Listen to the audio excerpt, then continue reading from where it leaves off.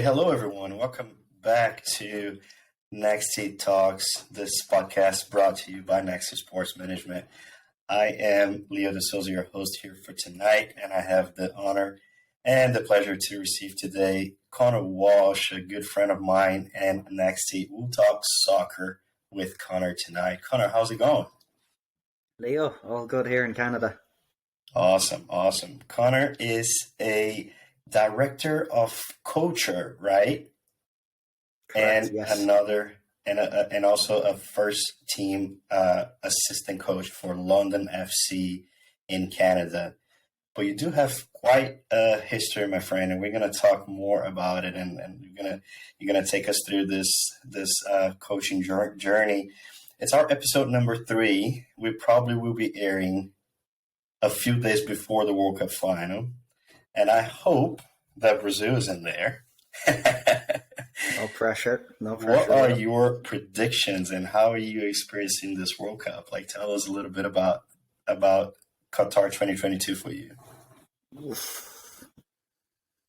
Well, I think to start with the bad news first, I think as an Irishman, I shouldn't feel obliged to say it, but I honestly think England with the momentum that they're building underneath. I was just even looking last night ahead of this Friday or ahead of this Saturday's game against France, Leo.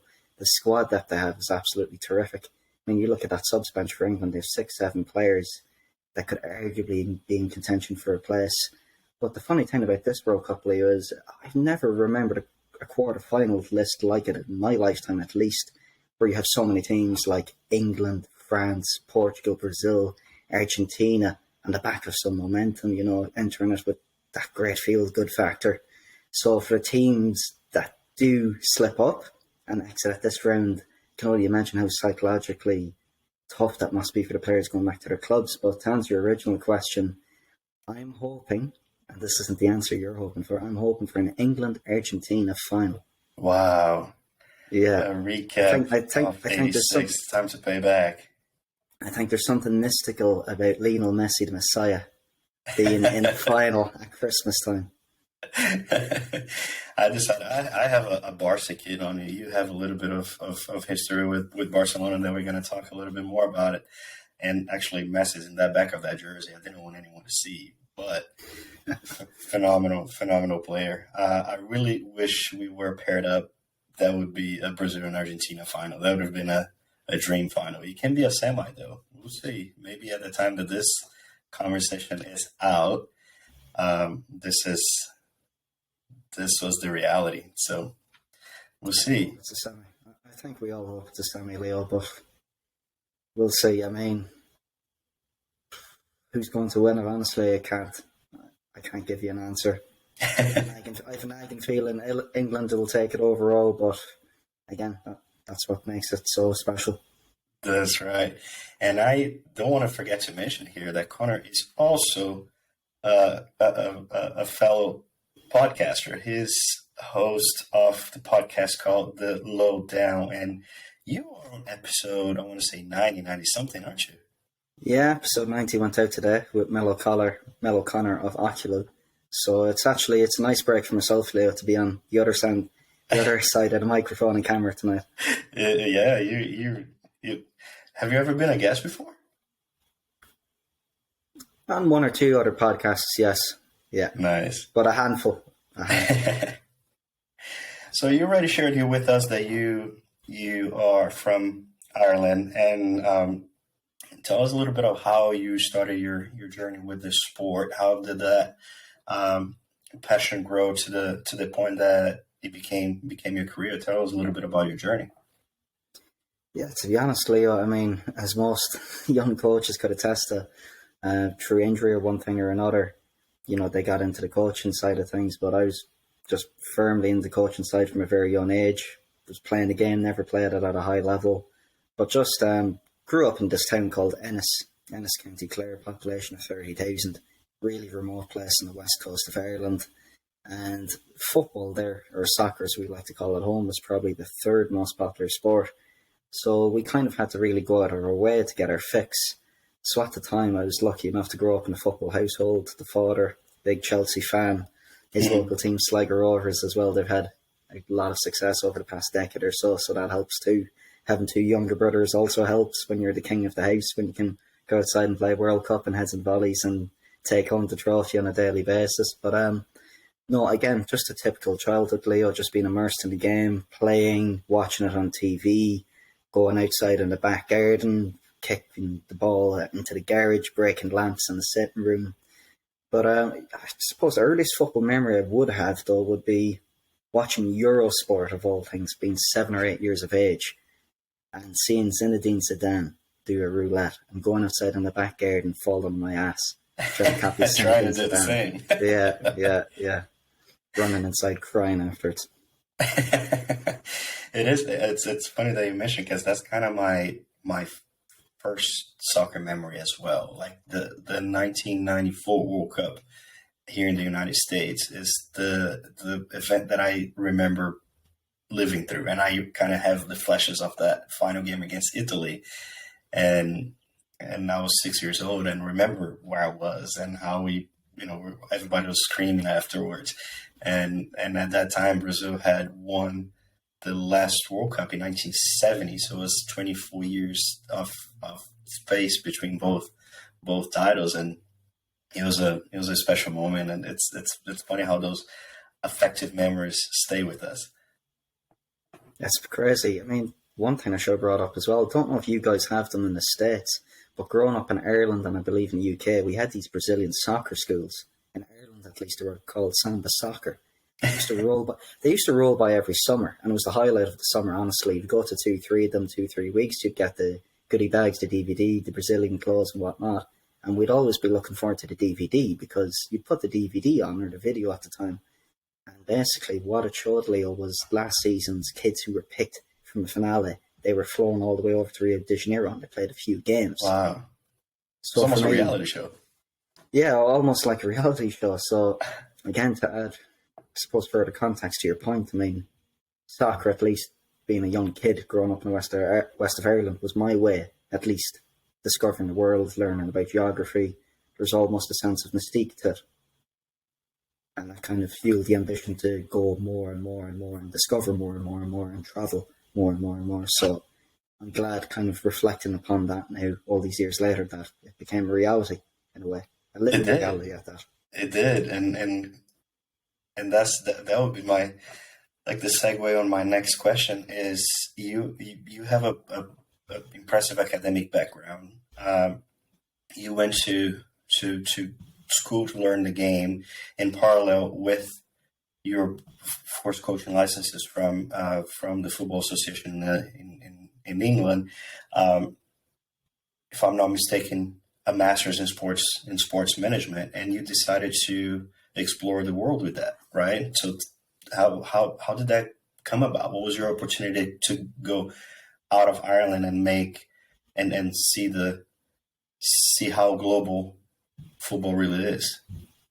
Look, there's a lot of twists and turns, Leo, but to be honest, I did it in a bit of a roundabout way. I was always involved in coaching from the age of 15, 16, doing little bits and pieces with the younger brother in the back garden, taking his team at the weekends and whatnot. But it wasn't really until I moved to San Francisco when I was 21 that I began to delve a little bit deeper into the coaching. And it's kind of a nice segue too, because that brings us back to the last World Cup, the summer of 2018, where I was coming to a stage where I was getting to the end of my HB1 visa in the US. So I was given an ultimatum by the employer at the time: look, you want to stay on, get another HB1, extend your visa in the States, or what else, go back to Ireland and whatnot. But at the time, I just remember I hadn't rediscovered the love for football, so to speak, but it was around that time, and it was kind of underlying within me for 6-7 months prior that football was something that I wanted to pursue in a full-time capacity. So, in fact, what I did was I withdrew my application, the HB1 application, to stay in the States. In fact, took the money and ended up going to UCFB in London, UCFB Wembley, and enrolled in a Masters in Sports Management program, which in the hindsight was the catalyst for whatever else was to come, because it was an absolute phenomenal year, meeting people from all over the industry. Again, course content, quite good, but even more so as the lecturers and the people that you were subjugated to on a daily basis, absolutely fantastic. I just remember the calendar year 2019 alone. I mean, I was afforded some absolutely tremendous experiences. We got to visit Aspire Academy, the Qatar FA in Doha. I spent a week in Iceland researching for my thesis over there in youth development. Got to visit the Belgian FA twice. I attended Copa America. I was working for UEFA at the Champions League final, EFL League playoffs, and ended up visiting Napoli that October. So that was quite a formative year in terms of building out a network. I bet. Building out contacts. But again, that's what it was. It was just a living university every single day. And aside from football, having a huge thirst for education and knowledge, mother being a teacher, my younger brother now being a teacher as well, education is a big thing in our family. So to be able to marry both football and exploring those wider curiosities really was pivotal for me at the time, and it was a chance I took and ran with. And when did the opportunity to join the Barca Academy in Dubai come about? That came after moving to Dubai. Literally just came after moving to Dubai. Ended up meeting a few of the Barcelona guys on the circuit whilst I was out at a few games. At the time, the technical director was a man called Rodrigo Moreno from La Masia. Ended up being invited to go into the office with him and Saif. Saif is the CEO of Barca Academy over in Dubai. And ended up giving a presentation just based on my experiences to date. Spoke to them about any possible job opportunities. They were lucky enough, they were in a position to accommodate me at the time, and it was a terrific apprenticeship. I was there for nearly 2 years. Got to work with kids from all ranges, all levels, all abilities, all the way from 4 or 5 years of age to 18 years of age. And it was probably the first real experience I had in my life of just being in such a multicultural melting pot. Yep. I remember even the U12s team I was given at the start of this season before coming to Canada. Something like 13 kids, 11 different nationalities. Wow. Just to give you a taste of what was going on there. Absolutely insane. So a lot of different backgrounds, kids coming from different nationalities, and most likely exposed to different, as we like to call, different schools of the game, right?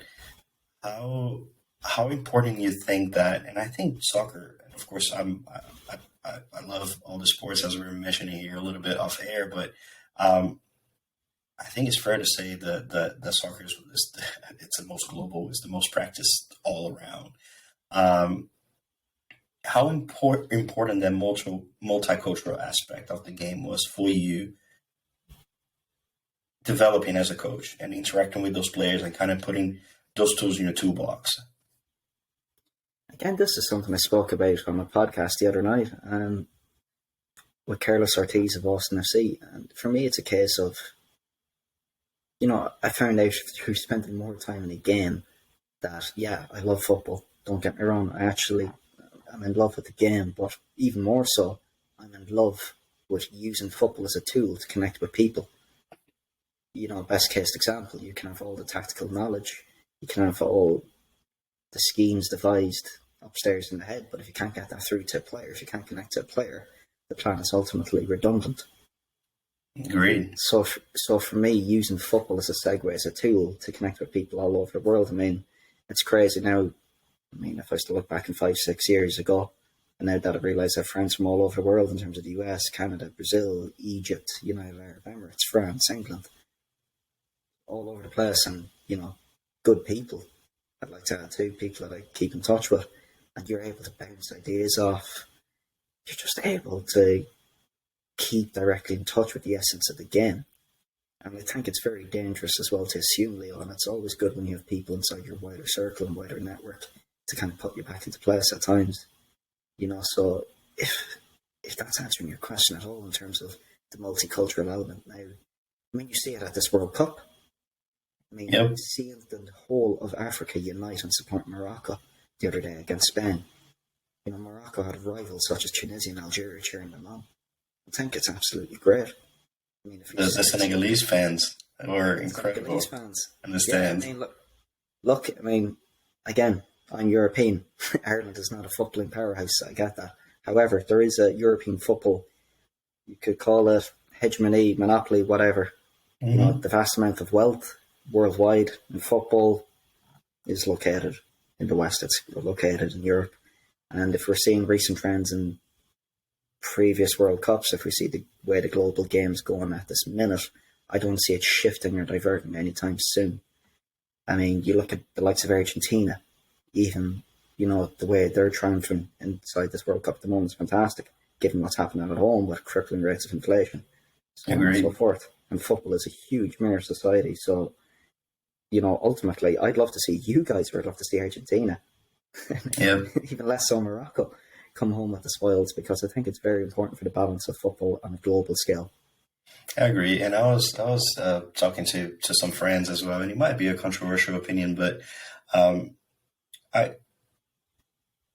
although it was a very complicated process and very shady process, let's put it this way, but the fact that the World Cup is happening in a region that we, from a Western culture, don't quite know it as well, or don't even understand the importance of the game for that particular population. I feel that we are having the opportunity to see some of that and to experience the Arab world and how the game is important for them too. So I'm although it is very, very complicated how things went. Of course, when Qatar was selected to be the place, and of course all the issues with the building of the stadiums and the labor and all of that. With all of that aside, and just thinking solely about the game and the presence and the lights shining in a place that normally we would not see, I feel that it's being very interesting, and as far as we are hearing, it is being a very good tournament at this time. So I hope they're able to use that momentum as a catalyst to continue the transformation in the region, and we continue to develop the sport and move the game towards places that otherwise wouldn't have the chance to be developed. I agree totally, and I mean, to add further nuance to that point as well, Leo, I think it's very important to educate oneself about what's happening not only on the pitch but off it as well. I'm not entirely an advocate either of keeping society removed from football. As I said earlier on, football is a reflection of society. The two are finally intertwined. There is far more knowledgeable people than me that are educated on the subject, but again, I don't think it's as black and white as we speak about it. I don't think it's as black and white as some people show it to be, but nonetheless, it is a very complex and nuanced subject. Agreed. Turning to just shifting a little bit here more in terms of, because the goal of this podcast is really to bring content for family, for friends, for players, parents that are in this journey of potentially becoming a professional player, going through the process of a youth athlete career. And we have this word being thrown around here and there, talent. Based on what you've seen, based on what you've experienced, and the players that you coach and everything you've seen, and that's a very broad question, but what is talent for you? Like, what do you identify? What type of traits do you seek in an athlete when you're looking for a talent and a player with potential? Yeah, I think that's another complex question, Leo, to be fair, because, honestly, using the FA four-corner model approach, you have the physical side, you have the technical, you have the tactical, then you have the psychological, social. However, for me, in my experience at the very least, what I can see is talent is very much multiplied by the environment in which it's in which it's predisposed to. Guillaume Balga had a fantastic podcast out the other day. What happens if Lionel Messi was Australian? How would we be speaking about him? I think, again, I'm going to mention it, football is a reflection of society. So when we look at these elite talent development hubs, there's no coincidence that they tend to be located in geographically dense cities, such as your Paris, such as London, such as Copenhagen, Sao Paulo, Buenos Aires, so on and so forth. And there's something there as well about talent proximity, which Rasmus Ankerson speaks in his book, The Goldmine Effect, being able to incubate and have the best talents working in liaison with each other. I think, from my experience at least, and from my own research, it's becoming all the more rare nowadays that you have a black swan, that you have a talent that just comes out of the middle of nowhere that nobody's expecting. So for me, again, Leo, I really think it's dependent on the environment in which you are. in, if that makes a sense. It does. It does. It's um, I agree. Like there's a common. I like to say that there's a parallel between, especially coming from Brazil. Most of them have most of the top players in Brazil develop a set of drive and grit and that is it's very similar and normally it comes from a poor environment that they would just overcome adversities from very young age, and that drive to make it better for their families.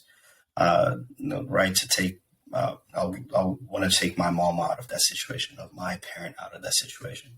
That's normally how we see from talent rising from, at least where I'm from. How do you see the development of the game in North America? And we do have a different system here. We like to call it pay-to-play model. Youth clubs that normally charge the players. And the number of practitioners it's incredible. We have lots of kids, boys and girls, playing the sport in the United States, and yet we are still missing a little bit of a link in order to get on a competitive setting on an international level. How do you see the sport in North America, and how do you see that next cycle now that will culminate with the 2026 World Cup here? I mean, seeing as though we're sticking on the topic of the World Cup, I just like to say I think the US team gave a fantastic account of themselves. For such a young group, they gave a fantastic account of themselves. Saturday wasn't a beater day. Last weekend against the Netherlands was probably a game too fair for that young group and Greg Berhalter. I mean, there's plenty of green shoots they can look forward to for 2026. Getting back to your question, as you know, in the function we met this summer, Leo, was part of a 7 to 8 week trip that I was doing of the whole of the US, visiting 14 to 15 clubs. I think I got to researching different methodologies, looking at youth development, looking at recruitment infrastructure, so on and so forth. And having lived in the States, I was naive and stubborn in a way. I've forgotten how big the country actually is. You know, I forget the fact that it's not only a country, it's a continent. That's right. So to be able to align some sort of curriculum across the board, you do have those structural problems, Leo, right from the start. You look at the relationship between the US soccer and MLS, it's frosty at best. MLS do a lot of work along with the French FA and Claire Fontaine in terms of rolling out their coach education. US soccer does a lot with the KNVB in Holland. So right off the bat there, there isn't necessary alignment. And it's very much it's a power grab when you throw in the United Soccer League as well. Onto that. Getting back to your point then, I mean, speaking about growing up in Brazil, I mean, you have a lot of talent which is fueled by the necessity to succeed. If you look at soccer and its roots in the industrial times of England and the UK, it's very much a working man's game. Look at North America, working in that environment again now, what I typically see is that it's the sport of the middle class, which nothing to be worried about, nothing to be angry with, but at the same time it's a consideration and it's a unique one which needs to be had. If I look at any of those big populous countries, you look at Germany, you look at Brazil, Argentina, Spain, and this is something we spoke about already, Leo, I mean, is there only so many more times you can reinvent the wheel in terms of the talent which is expedited and grown and developed from those countries? I mean, how many more times can they reinvent the playing population and whatnot? If you look at the US and you look at Canada, I'd love to see the statistics, but I don't even think they have an month of the land grab that these European, South American countries do over the playing population. And that soccer is a very expensive sport to play in the States. Very expensive sport to play. And it's only speaking with a few MLS academies over the summer that they only have begun to put plans in place. Only a few to get into the diaspora indoor leagues, to go into housing estates, go into urban communities, see what they can do to encourage the populace to get involved. So for me, it's the economics of it all that makes it a little bit worrying, a little bit troublesome for me. And I think as well, one interesting observation on my point to bring up is the severe lack of young American coaches that I came across this summer, especially in academy environments, because typically in the past, when there was no MLS Next, which by the way I think is a fantastic initiative, but in the past when there was no MLS Next, there was no pathways. It was either once you leave the academy, once you're 17, you go pro or you go to college. That's it. So again, most of these players took the right choice. They went to college to get an education. But what you have, Leo, is those 4 or 5 years that they spent in the academy, if even at the time, that bit of institutionalized knowledge is lost. It's not repurposed, it's not reshaped, it's not conserved, it's not passed down to the new generation. So it's a case of, I wouldn't even be looking at this World Cup, 2026, I wouldn't even be looking at the next World Cup after that, 2030, as a stepping stone for better players. I would use it as a stepping stone to create the bottom up, because you're only going to have certain candidate of player for the next World Cup cycle or the following one after that. But at least the ones that don't make it, if they can give anything back to the game in terms of coaching, if that knowledge is reserved, if it's conserved, and if it's passed on to the next generation, I believe the US will begin to make some pretty significant strides. But for me, Agreed. There was a lot more positive things that I saw going on in US soccer this summer than negative. A lot more to be positive about. And, you know, if I was a US soccer fan, I'd be pretty stoked for the future. Yeah, I'm 100% in agreement with you.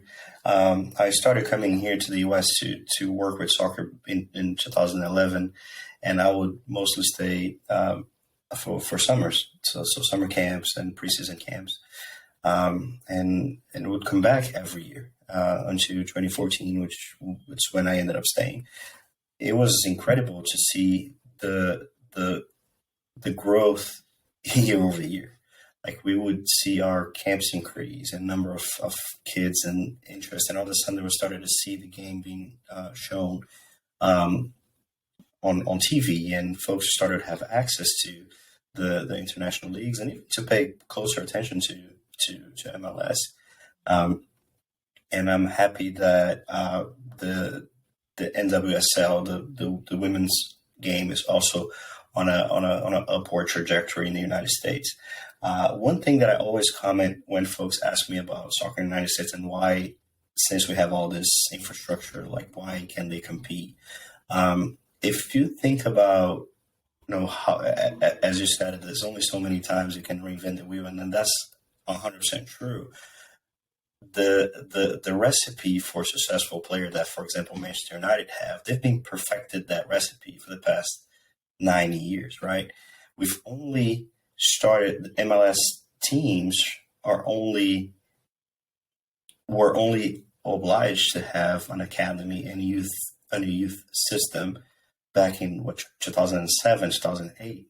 So we're talking about a 75-year gap here on playing production, on how to develop a high level, international level player that we're trying to mitigate and we're trying to correct. So I think it's safe to say that the US is a little bit late to the party. However, I think things are catching up. We're about to see this new generation of players formed within professional club academies that will make an impact and will make a difference not only for the U.S. men's national team and the women's national team, but also big clubs in Europe and across the world. I would love to see an American player being, like a highlight of the Brazilian Serie A or Argentina or other important leagues across the globe. It's an interesting one, Leo, because the way I've seen it is, in the past, I think US soccer misdiagnosed the problem, really.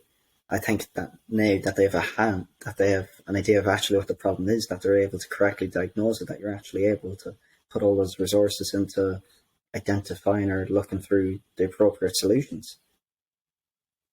And for me, it'll be something unique to see the day when the whole of the country, the whole of the US is united, when they do make a last 8 or last 4 of a World Cup. I can certainly see that happening within the next few cycles, the way things are looking at the moment. Same, and honestly, I was quite impressed with the Canadian national team as well in this World Cup.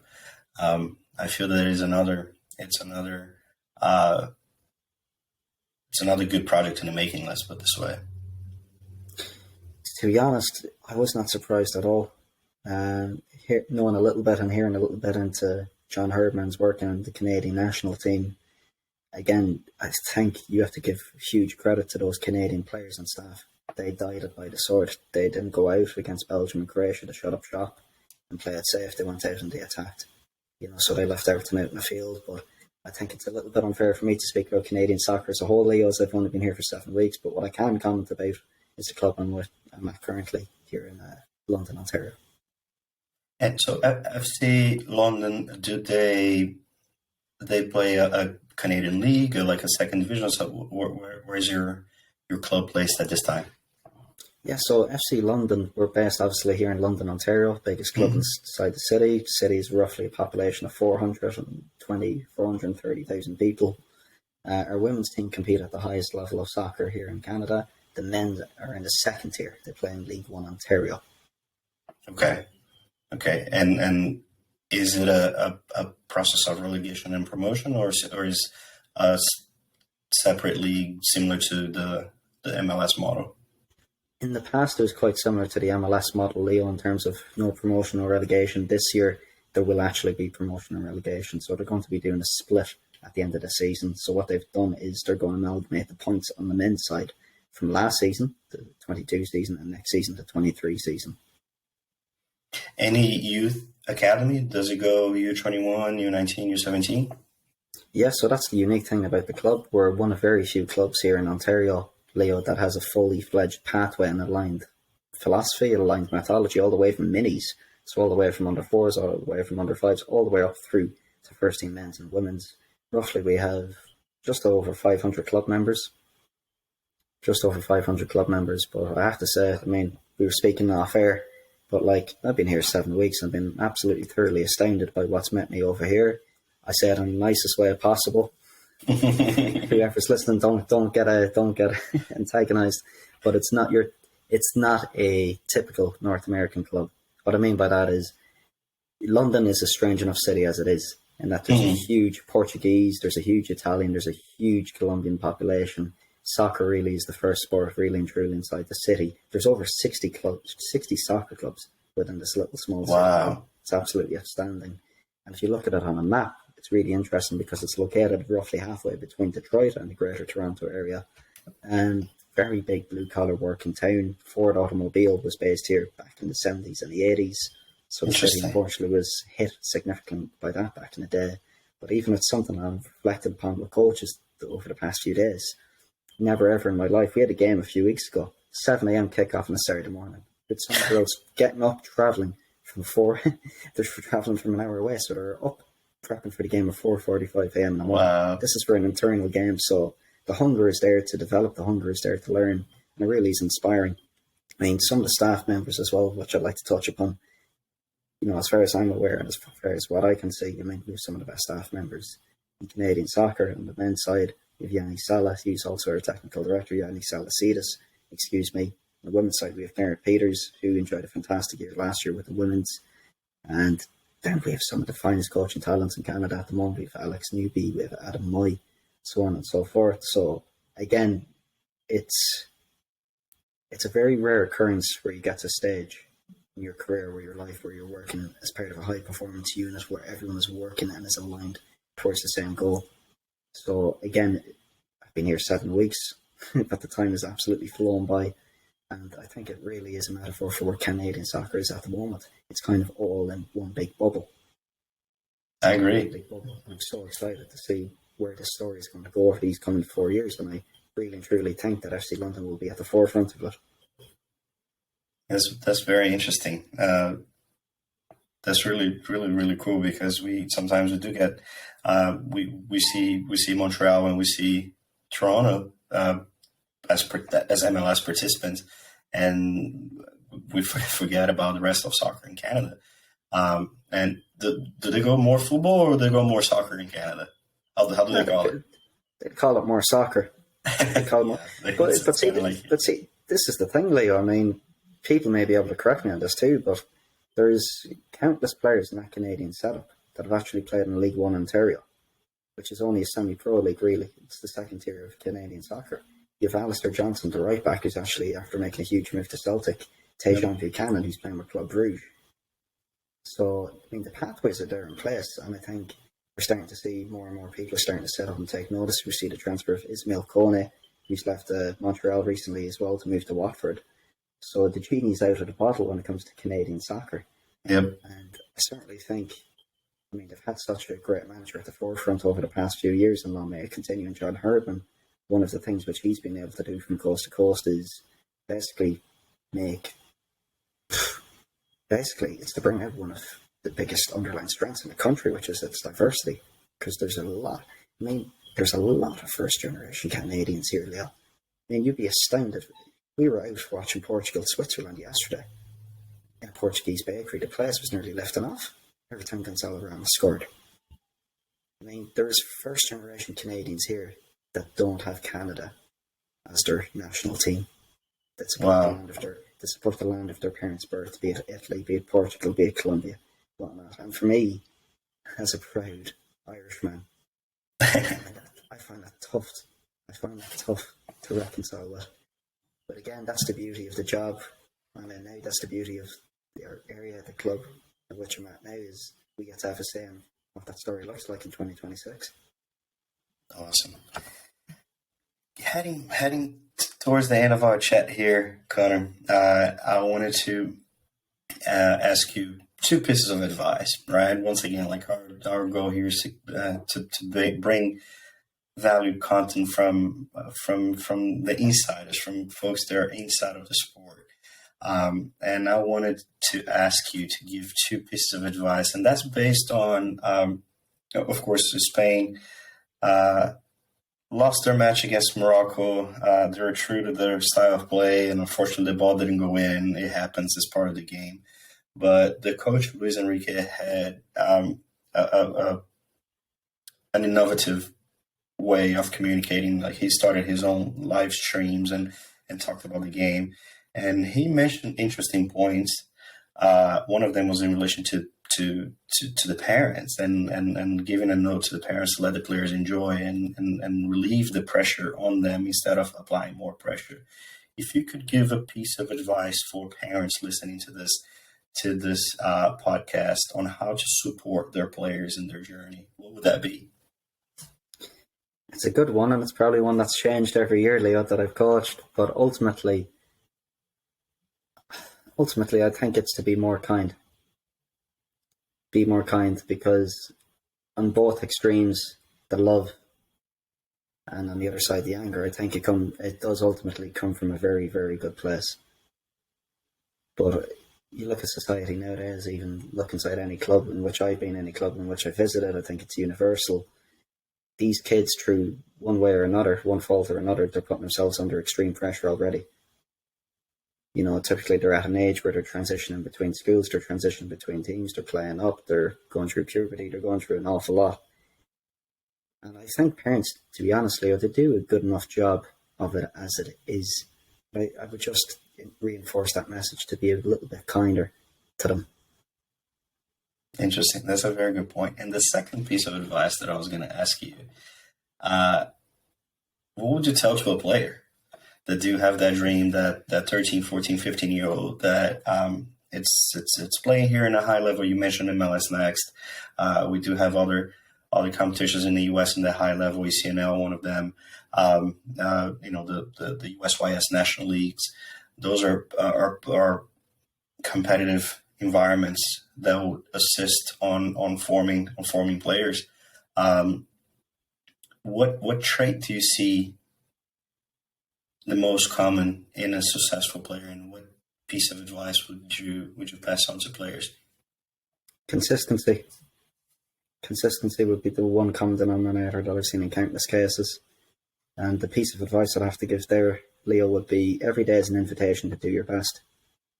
I mean, for me as a coach, and speaking to countless others that are involved in anything from recruitment at the college level, recruitment at the pro level, first team coaches, sporting directors, you know, they don't distinguish between training and the game. So why should we as coaches, why should players Every day is an invitation to reach a new level. It's an invitation to do your best. You never know who's watching. That's powerful. I really hope folks get the opportunity to absorb those words. Very, very well placed and very well spoken. Conor, I can't thank you enough, my friend. I appreciate your time very much. Thanks for being here. It's probably the end of your day there. Already hosted sessions is almost 9 p.m. And I can't thank you enough for the time and for being here with us. No, Leo, the pleasure was all mine. Absolute honor and privilege to catch up again. Awesome. Guys, don't forget to go check the Lowdown. We can find you on Spotify. Am I right? Spotify, correct. So the Lowdown, Conor Walsh is a host of an amazing podcast there. He has a big variety of guests there, from a former professor of mine, Simon Chadwick, to academy directors and coaches and players, all directors and players all over Europe and the US. So go check it out. And of course, if you like this episode, just like us, share, subscribe.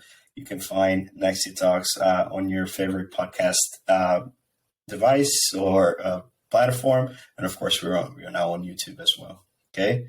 Conor, any Instagram handle, anything that you want to share? No, I suppose if I had one thing to ask of any of the listeners, Leo, would be to keep up to date with our journey here at FC London, because like US soccer, I think Canadian soccer is in a really, really interesting place at the moment. It's a really unique time for the country in the back of this World Cup.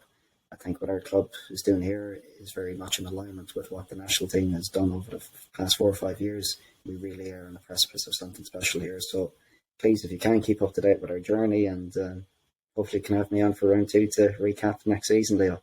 It'll be amazing. We'll set that up for sure. I'll leave all the tags and the handles, and so you guys can follow the Conor at FC London as well. Conor, you have a great night, my friend. I appreciate you very much, and we'll see you guys next time. Thanks so much, Leo.